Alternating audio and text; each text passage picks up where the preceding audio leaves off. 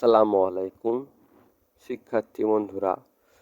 একটি graph chart বা pie chart লেখার মাধ্যমে সকল গ্রাফ চার্ট এবং পাই চার্ট লেখার শর্টকাট টেকনিক নিয়ে আলোচনা করব। শিক্ষার্থীরা, তোমরা দেখতে পাচ্ছ এই গ্রাফ চার্টটি কিন্তু তোমাদের ইংরেজি প্রথম পত্রের 10 নম্বর প্রশ্নে কিন্তু এসে থাকে। এই গ্রাফ চার্টে কিন্তু তোমাদের 10 নম্বর রয়েছে। আমাদের এই ভিডিওটি দেখলে তোমরা অনায়াসে 10 নম্বর তুলতে পারবে। শিক্ষার্থীরা, এই যে টেকনিকগুলো আমরা দেখাবো সেই টেকনিক থেকেই কিন্তু তোমরা গ্রাফ চার্টের 10 নম্বর খুব সহজেই পেয়ে যাবে।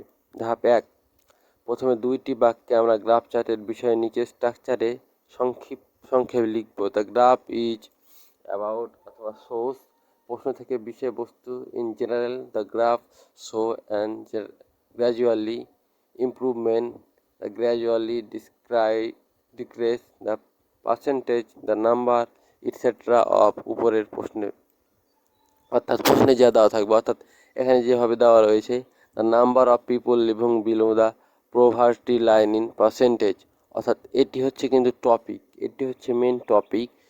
এই লাইনটি লেখার পরে তোমরা এখানে টপিকটি লিখবে। এখানে টপিক এখানে হবে যে টপিকটি তোমাদের এখানে দেওয়া থাকবে প্রশ্নপত্রে, সেই টপিকটি কিন্তু লিখতে হবে।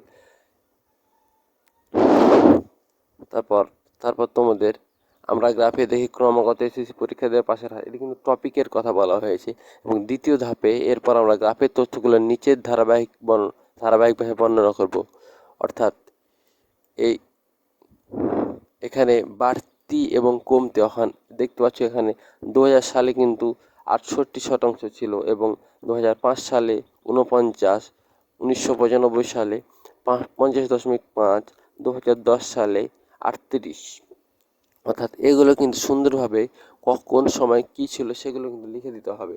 অর্থাৎ এখানে আরেকটি বিষয় যদি দেখি, গ্রাফে সাধারণত 4 ধরনের তথ্য দেওয়া থাকে। শিক্ষার্থীরা, এখানে গ্রাফের ঊর্ধ্বমুখী তথ্য বর্ণনার ক্ষেত্রে climate to and increase to হবে। অর্থাৎ এখানে দেখতে পাচ্ছ এগুলো কিন্তু বেড়েছে, এটি কিন্তু ঊর্ধ্বমুখী। এটি বোঝানোর জন্য কিন্তু এখানে দেখতে পাচ্ছ ক্লাইড মিড টু অথবা ইনক্রিজ টু হয়। গ্রাফের নিম্নমুখী তথ্য বর্ণনার ক্ষেত্রে ড্রপেড টু অ্যান্ড রিডিউস টু হয়। অর্থাৎ এখানে যেখানে দেখাচ্ছে নিম্নমুখী 2010 সালে 38%, এটি কিন্তু রিডিউস টু হবে অথবা ড্রপেড টু। গ্রাফের অপরিবর্তিত তথ্য বর্ণনার ক্ষেত্রে ডিড নট চেঞ্জ হবে। অর্থাৎ কোনো ধরো যে এখান থেকে 1995 এবং 2000 সালের কিন্তু তথ্য কিন্তু একই রয়েছে, দুটি হয়তো 50% অথবা 68%।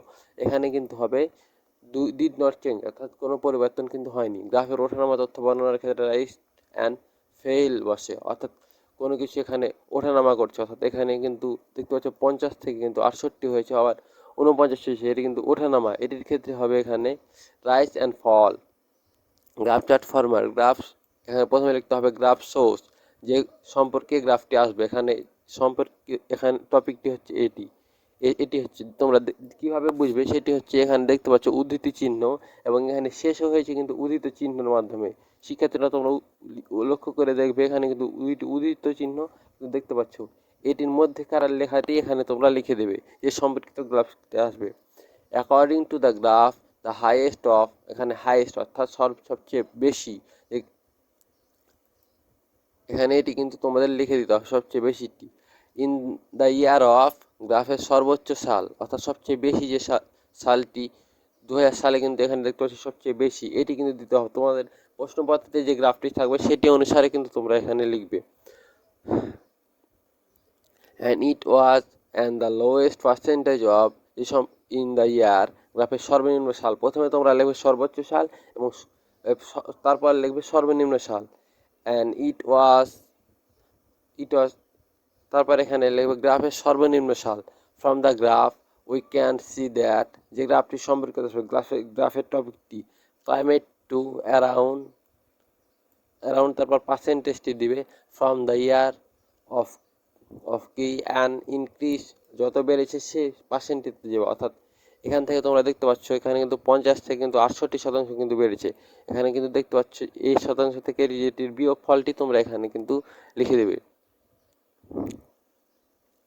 But in the next year, তারপরে এখানে গ্রাফের টপিক ড্রপেড টু, তারপরে এখানে পার্সেন্টেজ যে পরিমাণ বেড়েছে সেটি এখানে দেবে ফ্রম দ্য ইয়ার অফ, তারপর সাল থেকে সাল, অ্যান্ড ডিক্রেস অর্থাৎ ওই সাল থেকে এই সালে, অর্থাৎ এই সাল থেকে এই সালে কতটি কমেছে সেটি কিন্তু তোমরা সেখানে দিয়ে দিবে।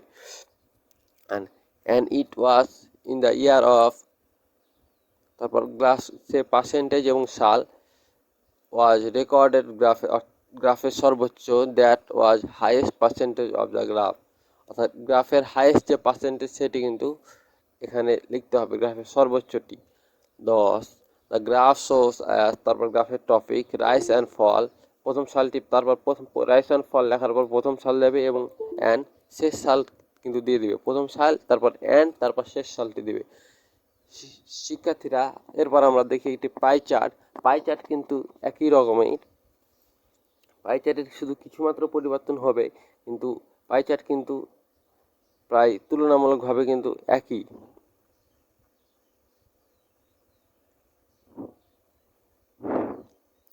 এখানে যদি আমরা পাই চার্টটি দেখি, প্রথমে লিখতে হবে the pie chart shows represent describe প্রশ্ন থেকে পাওয়া বিষয়, অর্থাৎ এখানে যে টপিকটি দেওয়া আছে এখানে তোমরা দেখতে পাচ্ছ, এখানে কিন্তু টপিক দেওয়া আছে শিক্ষার্থীরা,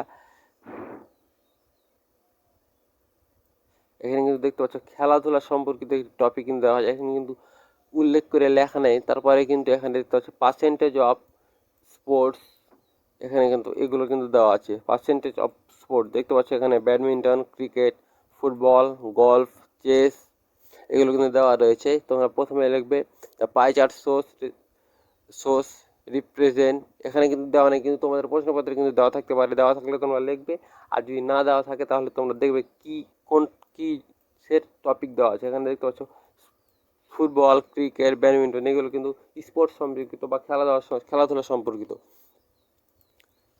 তারপর যে লাইনটি লিখবে according to the pie chart we can see that different kind of percentage and is divided into 5-6 part.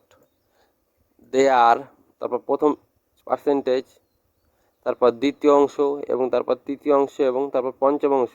শিক্ষার্থীরা এই সিটটির পিডিএফ কিন্তু তোমরা এই ভিডিওর ডেসক্রিপশন বক্সে কিন্তু পেয়ে যাবে। তাছাড়া সেখানে সেই পিডিএফে কিন্তু সকল বিষয়ের কিন্তু শর্টকাট টেকনিক রয়েছে। The chart indicates that highest percentage is, অর্থাৎ সবচেয়ে বেশি পার্সেন্টেজ যেটির, এখানে 40% দেখতে পাচ্ছ, সবচেয়ে বেশি ফুটবল, এটি কিন্তু সেখানে লিখতে হবে। তোমরা তোমাদের প্রশ্ন অনুসারে লিখবে হুইচ ইজ, তারপর পার্সেন্টেজ লিখবে অ্যান্ড দ্য লোয়েস্ট পার্সেন্টেজ, সবচেয়ে সর্বনিম্ন যেটি পার্সেন্টেজ সেটি কিন্তু লিখাবে, এখানে 5% কিন্তু সর্বনিম্ন।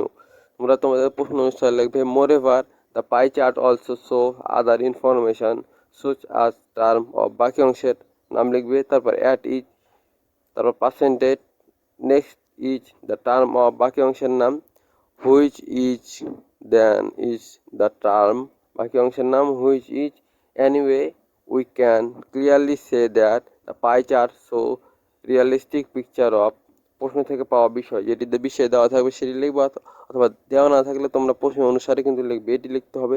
তাই এনিওয়ে এইটুকু হচ্ছে লাস্টের লাইন, এগুলো কিন্তু সব পরে লিখতে হবে। শিক্ষার্থীরা আশা করি তোমরা আমাদের এই ভিডিওটি দেখার মাধ্যমে সকল প্রকার পাই চার্ট এবং গ্রাফ চার্ট অনায়াসে লিখতে পারবে এবং 10 নম্বর কিন্তু তোমরা অনায়াসে কিন্তু অর্জন করতে পারবে। শিক্ষার্থীরা আমাদের ভিডিওটি তোমাদের ভালো লাগলে আমাদের চ্যানেলটি সাবস্ক্রাইব করে পাশে থাকা বেল আইকনটি বাজিয়ে দেবে এবং ভিডিওটি একটি লাইক দিয়ে বন্ধুদের মাঝে শেয়ার করে দেবে।